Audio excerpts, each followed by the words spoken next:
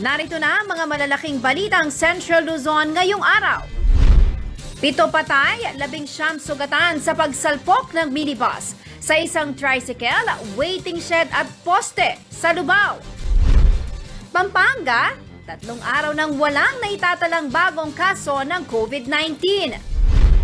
Bataan, nakamit na ang herd immunity. At pinakabatang giant lantern maker, nag-propose sa kanyang kasintahan gamit ang higanteng parol.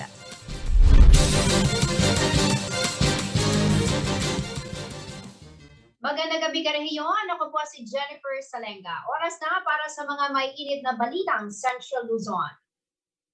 Umakyat na po sa 7 ang bilang ng kumpirmadong nasawi sa malagim na road crash sa Kamanong Jose Abad Santos Avenue sa San Isidro, Lubao, Pampanga nitong Linggo, December 26. Ayon kay Lubao Chief of Police Colonel Julius Javier, 6 ang unang naideklarang nasawi pagdating pa lamang sa Escolastica Romero District Hospital, habang dead on arrival naman ang isa pang biktima sa Jose Bedingad Memorial General Hospital. 7 biktima rin ang kritikal sa kasalukuyan.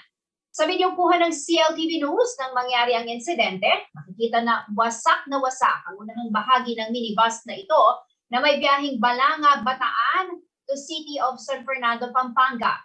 Ang bus ay pagmamay-ari raw ng Roadline Transport Service Cooperative na may tanggapan sa Balanga, Bataan. Ito'y minamaneho ng kinilalang si Orlando Baningit, 68 years old, na ligtas naman umano makaraang sumailalim sa operasyon. Habang ang konduktor ng bus na kinilalang si Armando de Guzman ay kasama sa mga dead on the spot sa trahedya. Siniga po ng news team na makuha ang kwento ng mga survivor na ginagamot sa Escolastica Romero District Hospital sa Lubao. Kwento ni Ryan Rama at Fredo Dolde, wala pa raw nakikipag-ugnayan sa kanila mula sa Roadline Transport Service Cooperative as of 12 p.m. ng December 27 o ngayong araw. Ayon sa Chief Transportation Officer ng LTFRB Region 3 na si Attorney Teresa Magtoto, suspendido muna ang prangkisa ng Roadline Transport Service Cooperative hanggat hindi ito tumutugon sa kanilang sumuon na pagpapaliwanag at pagbibigay ng assistance sa mga pamilya ng nasawi at injured na pasahero. Sasailalim din umano sa roadworthiness inspection ang nasa 17 units ng mga ito bago pahintulutang makabiyahe.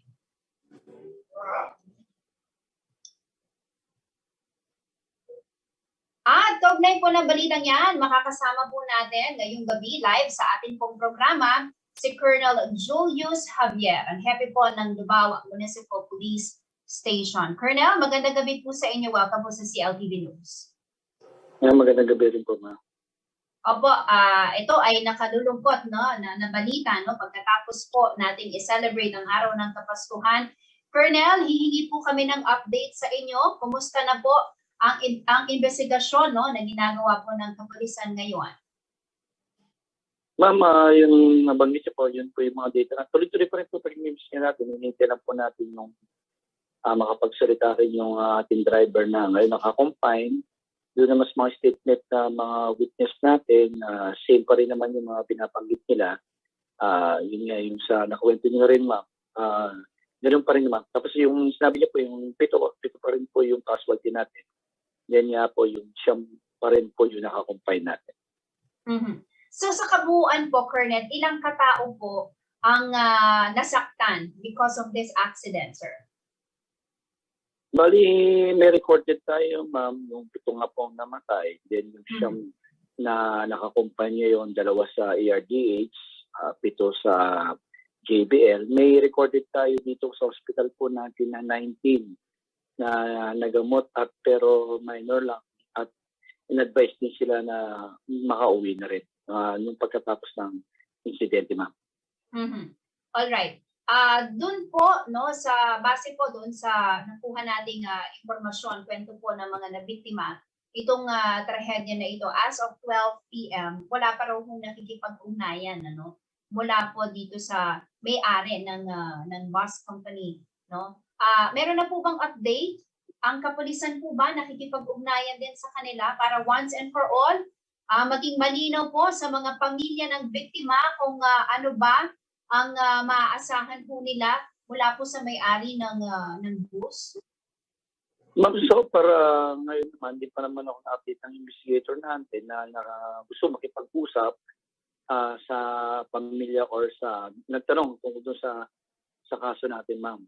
So wala pa kaming contact talagang directly na nakipag-communicate sa akin or sa investigator natin regarding dyan sa pag-aayos sa mga biktima, ma'am. Okay. Pag-usapan po natin yung mga inisyal na impormasyon na inyong pong nakalabas sa investigasyon ninyo, ano? Anong oras po, Colonel, na itawag sa inyo ang insidente at based from your initial findings, ano po kaya yung posibleng naging dahilan kung bakit nagkaroon or nauwi sa ganitong trahedya, no? Ang nangyari po December right after, no? Christmas, Sunday, no? Nakalulungkot na balita. Pero ano po yung initial na nakikita ko ninyong posibleng naging dahilan? Ma'am, bali, base naman po sa mga witness natin at mga tao sa paligid, hindi nila basta ang nakita lang nila ay bigla na lang may malakas na tunog. So yung tunog na yun na pala ang pagkabangga niya doon sa tricycle. Then yung pangalawang tunog, yun na po yung unang tunog po, naka-attention na po yung mga tao. Doon nakita na po nila yung bus na tuloy-tuloy na bumangga na sa poste po ng electrical post, tapos yung waiting shade po na kung saan naman yung dalawang biktima natin ay nakatayo. Base naman po dun sa mga na-interview nyo na, no, na mga pasahero na well, luckily, no, mga minor lamang po ang natamo po nilang sugat because of that accident. Ano pong kwento nila sa inyo, Colonel? Mabilis po ba ang takbo ng bus na kanilang sinasakyan bago po mangyari yung insidente? Mali, lahat naman sila nabigla lang. Yun ang pagkaano nila, siguro dahil shock pa sila. Hindi nila akalain na may nabangga sila, ma'am. Tapos yun na nga, nung sumalpok na yun, yung mga upuan, dumusog, may mga naipit. So, mabilis yung pangyayari, ma'am. Ang alam nila, bigla na lang may nabangga sila, ma'am. Yun lang ang mga statement nila doon, ma'am. Yung mga na-interview natin na minor injuries na release naman ng agad ng ating hospital dito. Alright. Pero yung sitwasyon ho doon sa kalsada na pinangyarihan ng road crash, ano mga oras na nangyari yung aksidente? Kumusta po ang sitwasyon? Ngayon, ma'am, okay na na-clear naman namin po ang daanan po, maayos naman po doon. Yung mga debris, naayos na rin po natin at naalis na rin po natin yung bus doon po sa kinalalagyan niya, yung minibus. Okay. May tanong ko na rin po, no, Colonel, base po sa inyong records, pang-ilan na po bang insidente ng aksidente ito sa area na nasasakupan po ninyo sa Lubao ngayong taon? Ma'am, mga minor accident na naman dahil mahaba po yung Jasa Roads, parang 14 kilometer po at 17 ang nasasakop ng Lubao dito sa atin na Jasa. So may itong time na to may mga accident pero hindi naman ganoong grabe, ma'am. Kamukha nung nangyari nito. Okay. Well, we know na ongoing pa rin po, no, yung investigasyon, pero sakali ho, no, Colonel, ano po ba yung posibleng kaharapin ng kaso, no, ng Roadline Transport Service Co-op dito po sa nangyaring insidente na ito, sir? So po yung driver is nakaharap po siya sa kaso na reckless imprudence resulting to multiple homicide and multiple physical injury and damage to property. Kaya yung pong transport service, ito pong may-ari ng So meron po siyang pananugat yung civil aspect niya po doon sa mga biktima as operator. Then yung nga po, yung banggit nyo nga po, na hold muna lahat ng nila ng LTFRB. So malaking bagay rin po yun para maging makatulong din sa ating mga biktima. At ma-check na rin talaga yung mga documents nila saka yung mga sasakay nila. Well, before I let you go, may balita na po ba kayo, Colonel, kung kumusta na po yung driver? Nagkaroon na po ba kayo ng pagkakataon upang makausap siya or ma-interview? Ma'am, yung driver po natin nakakompine pa rin po hanggang ngayon sa JBL Hospital. So hindi niyo pa po siya nakakausap? Hindi pa po. Hindi pa po natin siya nakausap. Alright. Colonel, before I let Nag-undergo po siya ng operation po sa kagabi. Alright. Just before I let you go po, Colonel, ano po ang paalala ho ninyo sa lahat ng ating mga motorista para po maiwasan itong mga ganitong uri ng aksidente, lalo na po sa mga pampasaherong sasakyan dahil hindi po biro ito pong kapag may nangyaring ganitong aksidente maraming buhay po ang pwedeng mawala. Opo, ma'am. Bali, sa mga nagmamaneho po ng kahit anong klase ng sasakyan, sana po check nila muna yung tinatawag natin global tungkol sa sasakyan natin. Check lahat. Of course, i-check din po yung sarili kung kaya ba natin mag-drive, okay ba tayo, healthy ba tayo. So, para po sa protection na rin natin, as protection ng mga pasahero natin, at protection din ng mga pedestrian sa kalye. So, kailangan po lang po talaga mag-double ingat po. At dahan-dahan lang kung nagmamaneho po sana tayo. Alright, maraming salamat po sa inyong pong oras at patuloy po kaming makikipag-ugnayan sa inyo. Colonel Julius Javier, Hepe po ng Davao MPS. Thank you po, ma'am. At mula po dito sa CLTV, aming pong pakikiramay sa mga pamilya na mga nasawi dahil po sa malagim na trahedya na iyan. Sa pagbabalik ng CLTV News, mga survivor ng Lubao Road Crash, sinabing matunin daw ang takbo ng sinasakyang minibus bago sumalpok sa poste. At paano ka ng batas na bubuo sa Department of Migrant Affairs, nakatakdang lagdaan ni Pangulong Rodrigo Duterte. Manatiling nakatutok para sa iba pang mga nununang balita ngayong araw.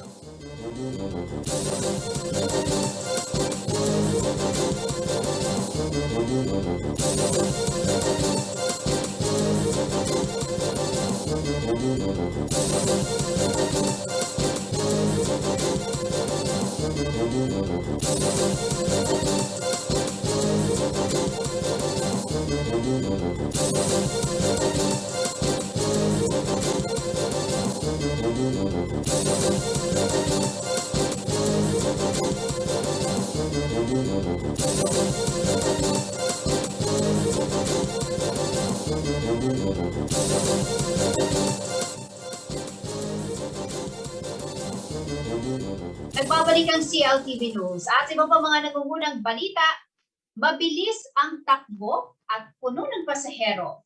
Ganito po ay larawan ng mga survivor ng Lubao Road Crash, ang minibus na kanilang sinasakyan bago nito salpukin ang isang tricycle, waiting shed at poste sa Barangay San Isidro ng nasabing bayan. Kwento ng mga pasaherong sina Ryan Rama at Fredo Dolde, nakatayo na ang ilan sa mga pasahero sa bus, pero patuloy pa rin sa pagsasakay ang driver.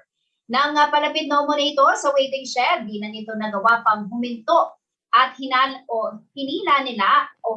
nila ay nagwala na ng preno ang sinasakyang bus. Dito na po binangga ang tricycle, ang waiting shed at isang poste ng kuryente. Upang higit po nating maunawaan ang pangyayari, makakasama po natin ngayon sa ating pong programa si Engineer Mon Publico, isa pong forensic investigator. Magandang gabi po sa inyo, Engineer. Welcome po sa CLTV News. Magandang gabi, Jennifer, at sa inyong mga taga-subaybay. All right. Thank you for having me. Thank you also, sir, for giving us your time para mapag-usapan po natin itong nangyaring trahedya. I'm sure nakarating na po sa inyo ang malagim na insidente na ito, nakalulungkot right after Christmas pa naman, at may mga nasawi because of this incident. Ano po ang reaction po ninyo, Engineer, dito po sa nangyaring aksidente na ito? Nalulungkot ako, Jennifer, kasi parang paulit-ulit na lang itong mga aksidenteng ganito. Mm-hmm. At mukhang wala tayong natututunan dun sa mga nangyari na mga nakaraang taon. Sana natuto na tayo dun. Maraming mga namatay sa mga ganyan aksidente. Opo. Engineer, can you share with us your expertise, kaugnay po sa mga ganitong uri ng aksidente? Sabi niyo nga po, mukhang hindi natututo, no? Dahil paulit-ulit na lang yung mga ganitong insidente. At syempre ho, buhay po ang pinag-uusapan dyan, ano? Like, dito po sa nangyaring ito, no? Ang dami po ng nasawi. Sa mga ganitong uri ng investigasyon, paano po ba ito dapat i-handle, engineer? Pagdating sa mga crash investigations na ganito, there are usually three things na tinitignan namin. First is the position, yung speed, saka direction of travel. Titignan mo yung position before the accident and after the accident. Mm-hmm. In the simplest case na dalawang parties lang ang involved, party A and party B, so titignan natin yung position ng A after, position ng A before. And then ganun din sa party B. Before the accident, after the accident. Then, gagamitan natin ng physics para i-determine kung paano napunta from position A to position B. That's how we do it. Mm-hmm. Alright. Kanina po, nakausap natin si Colonel Javier at ongoing pa po yung kanilang investigasyon at wala pa rin siyang maibigay na karagdagang detalye. Also, hihingan din po sana namin kayo ng assessment. But before we air this interview po, bago kami mag-live, meron po kayong kailangan din, as a forensic investigator, may mga kailangan din po kayong ebidensyang kailangan makita muna. Tama po ba, engineer, before you can give your assessment? Yes. Ang ebidensya na yon, either witness statements, mga video, mga photos, essentially, doon tayo mag-uumpisa. Mm-hmm. Those videos, witness statements. And usually, hindi natin ma-expect na magtutok na yung mga witness statements sa ganyan. Mm-hmm. So we have to be prepared for that dahil alam naman natin na yung iba nasa ibang perspective. Mm-hmm. Pwedeng nakita niya from the front, pwedeng nakita niya from the side, pwedeng nakita niya sa likod. So pagkakaiba yung kwento na yan. Mm-hmm. Hindi natin ma-expect na magtutugma kaagad. That is where the science comes in. All right. Okay. Base po dun sa kwento nung dalawa sa naging biktima po nitong trahedya, punong-puno daw po yung bus, engineer, at puno na nga, nakatayo na nga actually. From what I know, kasi po may pandemya pa rin tayo, kahit nasabihin na natin na nasa alert level 2. May mga restrictions pa rin po na umiiral, kaugnay nitong number of passengers na kailangan i-accommodate. But base nga ako doon sa naging statement nitong mga na biktima, mukhang overloaded yung bus. Pwede ko bang makapag-contribute yung ganong factor sa mga road accident, engineer? Yes, of course. Kasi ang isang sasakyan nakadesign yan para kumarga ng isang particular load limit. Kapag nasobrahan mo yung limit na yon, posibleng mawawalan na ng control yung operator, yung driver. Mm-hmm. That usually happens. Okay. Alright. Sa punto pong ito, puputulin ko muna ang ating pong pakikipag-usap kay Engineer Ramon. Ayusin lamang po, nagkakaroon lamang po tayo ng konting problema sa audio. Pero subukan po nating balikan si Engineer Juan Publico para po mabigyan pa niya tayo ng karagdagang kaalaman kaugnay po ng mga road crash accident. Samantala, tumungo po muna tayo sa ibang balita. Inaasahan naman nung may isasabatas na ang panukalang naglalayong lumikha ng kagawaran para sa mga manggagawa sa ibayong dagat. Bukas, araw ng Martes, nakatakda pong aprubahan ni Pangulong Duterte ang pagkakaroon ng Department of Migrant Affairs. Narito ang karagdagang detalye ng balita niya.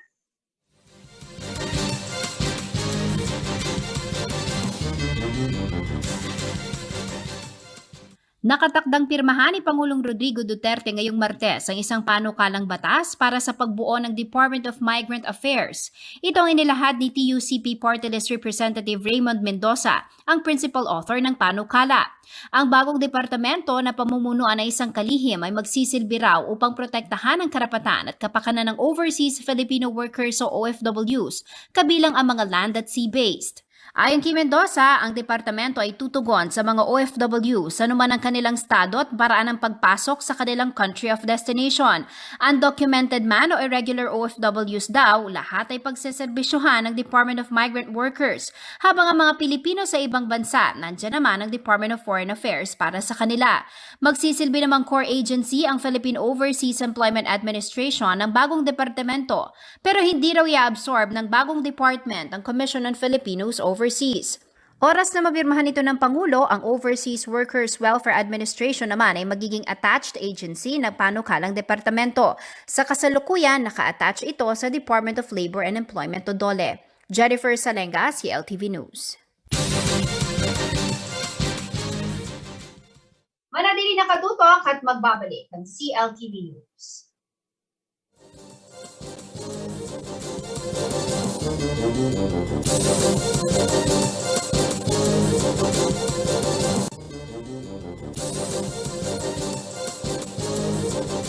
Nagbabalik po ang CLTV News. Ituloy po natin ang ating panayam kay Engineer Juan Publico. Siya po ay isang eksperto, forensic investigator. Kaugnay po nitong nangyaring trahedya sa Lubao, Pampanga nitong linggo.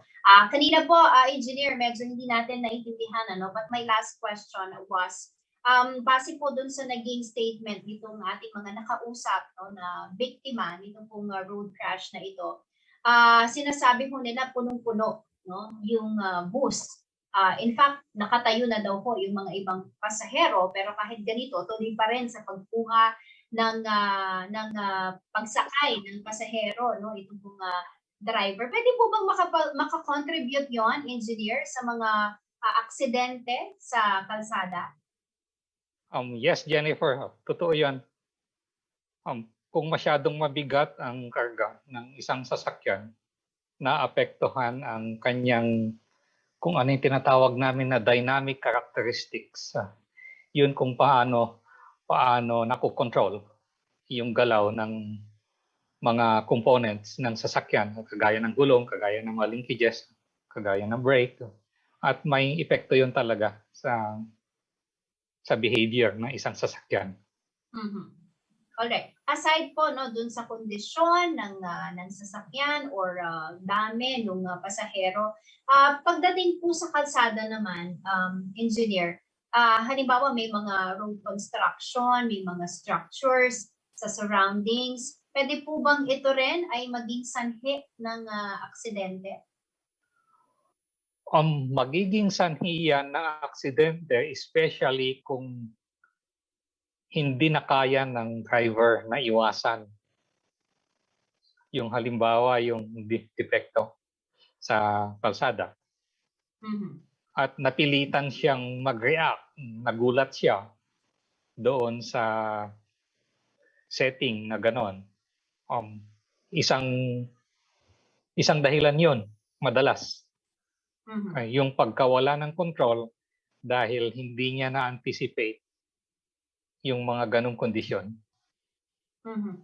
Sa mga ganitong klase ng aksidente ho, kung saan talagang marami yung nasawi, marami yung mga nasaktan, sa mga ganitong insidente ho ba, kinakailangan talaga ng eksperto sa investigasyon tulad po ninyo, or kahit PNP lang kaya na hong solusyonan or kaya na hong gawin ng tama yung investigasyon kapag mga ganitong road crash accident po ang pinag-uusapan?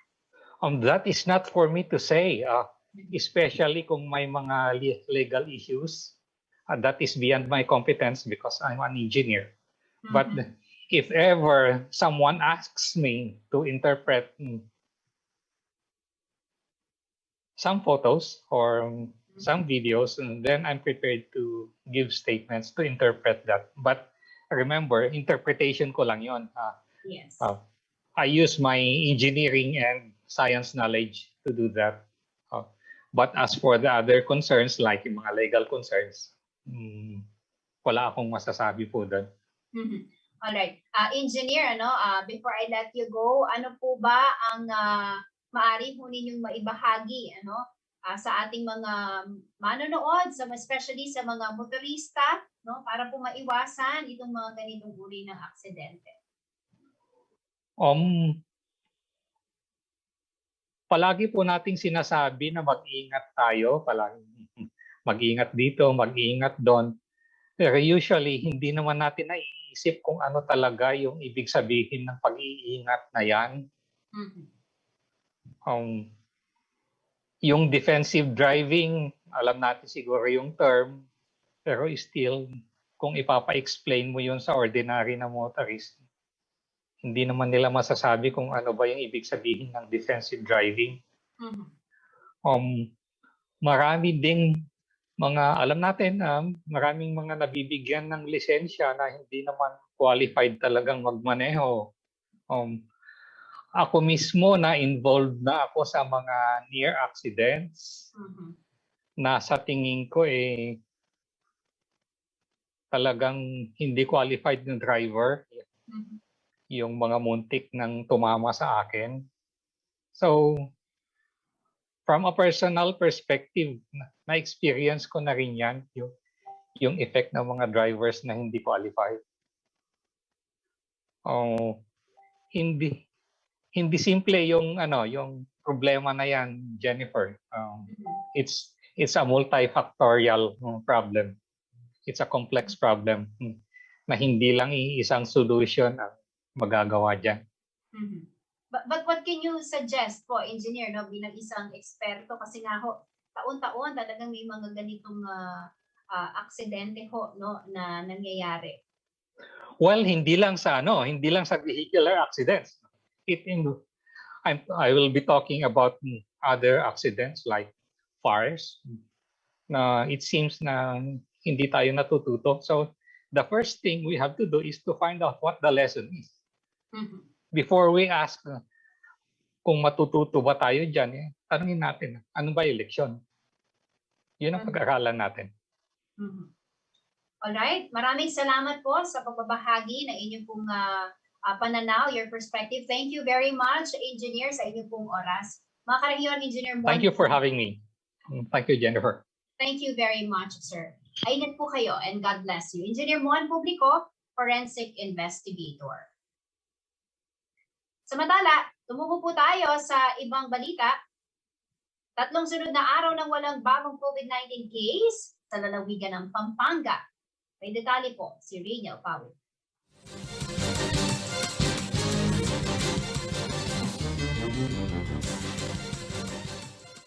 Isang magandang pamasko para sa mga kabalen ng 3 araw na walang naitalang bagong kaso ng COVID-19 simula noong December 23 hanggang December 25.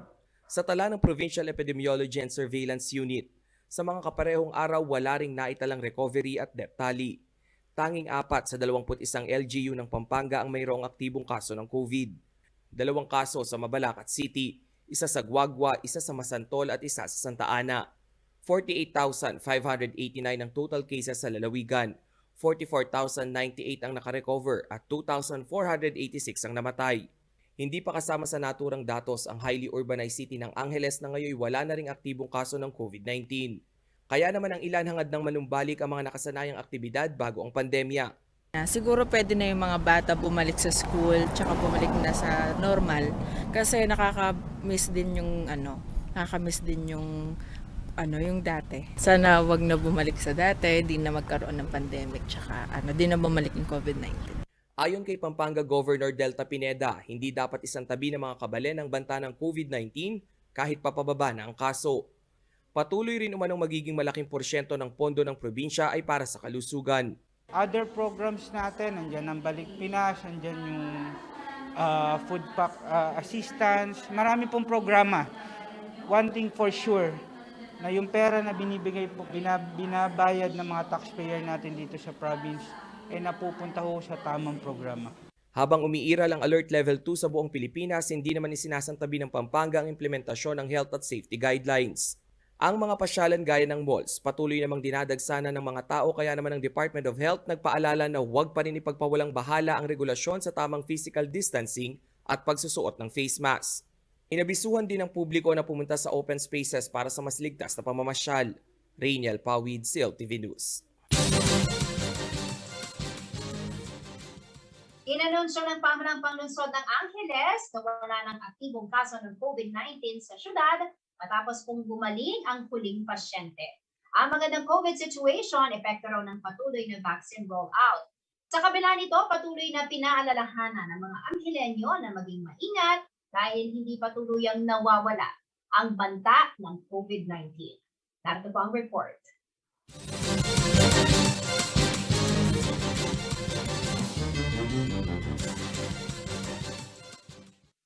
Ilang oras bago ang Pasko, magandang balita ang natanggap ng mga Anghelenyo dahil ang huling pasyente na tinamaan ng COVID-19 magaling at nakarecover na.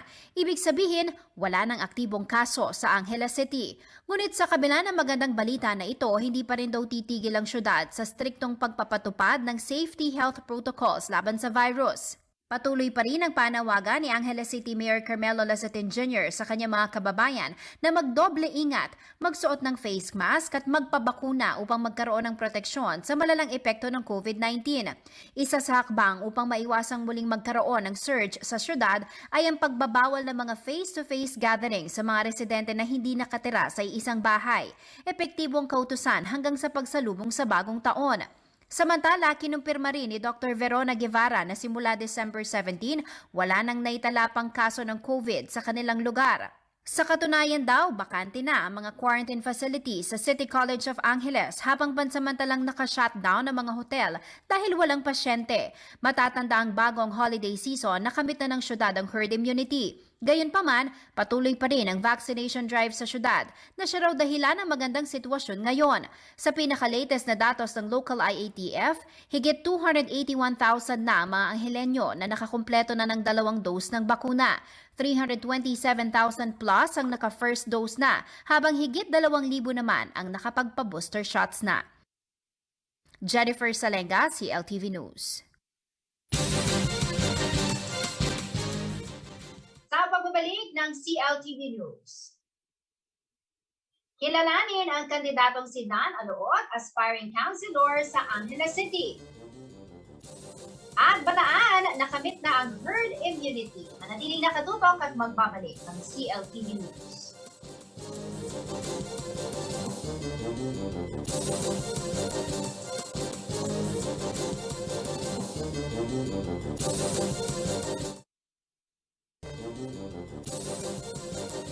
Nagbabalik ang CLTV News. Kahit pa nalampasan na ng Bataan ang 70% target vaccine population sa COVID-19 vaccination drive, patuloy pa rin ang Provincial IATF sa pagbabakuna upang makamit ang 100% vaccinated Bataeños plan. Narito po ang report.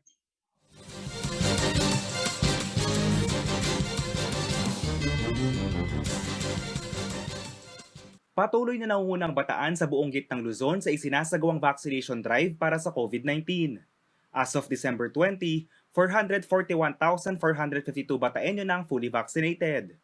74% ito ng 594,631 ng herd immunity population ng lalawigan. Mayroon naman ng 550,947 na naturukan ng first dose at 19,520 na nakatanggap ng booster shots. Maliban sa nasa 30 main vaccination sites ng Bataan, ongoing pa rin ang kanilang barangay vaccination para sa mabilisang rollout ng bakuna. Matapos ang Christmas break, patuloy ang bakunahan. Gaya na lamang sa barangay Sagin sa Dinalupihan, nasa 1,000 Bataeño ang naturukan ng kanilang second dose. Batid ng Provincial IATF ang banta na dala ng new variant of concern na Omicron. Talagang full support kami sa rollout ng vaccination dun sa National Vaccination Day at sa booster na in-implement na natin ngayon para kung makapasok man yung Omicron variant ay mas protektado yung ating mamamayan. Sa latest COVID data ng DOH, 29 na lamang ang binabantayang active COVID cases sa Bataan. Subalit sa kabila ng gumagandang COVID situation sa lugar, hindi naman inalis ang border control checkpoint kung saan pangunahing requirements pa rin ang vaccination card, ID, travel at health documents. Pre-booking document copy naman ang kinakailangan para sa mga bibisitang turista. Kasama si Rainiel Pawi, JM De Jesus, CLTV News. Marami sa ating mga kababayan ang sana all na lang matapos makita ang nakakikilig na eksena sa proposal ng pinakabatang giant lantern maker ng siyudad San Fernando, Pampanga sa kanyang kasintahan. Gamit po ang higanteng parol, tinanong ni Mark Nino Flores ang kanyang iniirog na Will You Marry Me? Ang romantic proposal, panoorin po natin sa ulat ni Angelica Cara.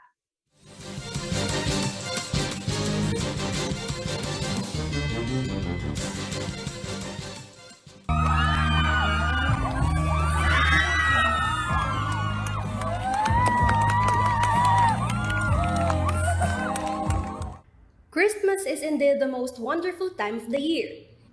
Ito na lamang ang nasabi ni Rosel Calanok sa kanyang Facebook post matapos siyang alokin ng kasal ng kanyang kasintahan ni si Mark Nino Flores, ang youngest giant lantern maker ng siyudad San Fernando, Pampanga. Araw ng Pasko na mag-trend sa social media ang post ni Calanok kung saan makikitang nakaluhod sa kanyang harapan ang 26 anyos na si Flores. Gamit ang higanteng parol, tinanong ni Flores ng Will You Marry Me ang kanyang kasintahan sabay luhod sa kanyang harapan. At syempre, yes ang nakuhang sagot ni Flores. Ayon pa sa post ni Calanok, I said yes to loving him for the rest of my life. Samantala, inulan naman ng pagbati ang magkasintahan mula sa publiko na talagang napahanga sa proposal. Marami sa ating mga kababayan nag-comment ng congratulations. Ang iba naman, napasana all na lang. Habang ang ilan na-inspire sa ginawa ni Flores at pabirong nag-Will You Marry Me rin sa kanilang mga katipan. Si Flores ang gumawa ng giant lantern ng Barangay San Juan ngayong taon. Angelica Cara, CLTV News.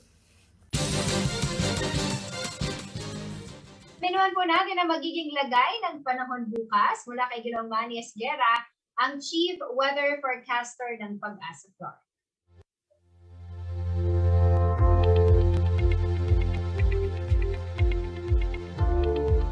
Magandang gabi po. Narito po magiging taya ng panahon sa susunod na 24 oras. Shear line o tail end ng frontal system ang nakakaapekto po ngayon sa buong Visayas at northeast monsoon naman po o hanging amihan na medyo lumalakas po ang nakakaapekto po ngayon sa buong Luzon. Kaya naman po ang Eastern Visayas, Caraga, Davao Region at Bohol, magiging maulap po ang papabirin dyan na may inaasahan po mga kalat-kalat ng mga pag-ulan, pagkidlat at pagkulog dulot po ito ng shear line. Ang Metro Manila po, Cagayan Valley, CAR o Cordillera Administrative Region, Central Luzon, Calabarzon, Mimaropa at Bicol Region, maulap po ang papabirin na may mga pag-ulang nagaganap. Dulot po ito ng malakas na hanging amihan o northeast monsoon. Samantala po ang Ilocos Region ay bahagya lamang po magkakaroon ng kaulapan na meron din po mga isolated cases ng mga light rains. Dulot po ito ng hanging amihan. Ang natitirang bahagi po ng bansa ay bahagi hanggang sa kuminsan ay magiging maulap din. Dulot po ito ng shear line at ng localized thunderstorm. So sa ngayon po, yan lamang po mga weather system na ating binabantayan at nakakaapekto dito sa ating bansa. Pero mag-iingat pa rin po ang lahat. Magdala pa rin po ng gamit panangga sa ulan dahil anytime po ay posible pong umulan kung saan po matapat yung ating rain cloud. So pinag-iingat pa rin po ang lahat. Magandang gabi po. Yan ang mga balitang nakalap ng CLTV News. Para po sa karagdagang detalye, maaari niyong i-follow ang aming social media pages, Facebook at CLTV36 Official and at CLTV36 News, Twitter at CLTV36, Instagram at CLTV36 Official. Kung nais nyo balikan ang mga programa ng CLTV, pwede nyo bisitahin ang aming YouTube channel at CLTV36 Official at ang aming website www.cltv36.tv. Mapapanood din po ang mga programa ng CLTV nationwide via Signal Channel 115 at sa ating 39 cable partners. Kasama buong pwersa ng CLTV News and Current Affairs, ako po si Jennifer Sanenga. Maraming salamat po.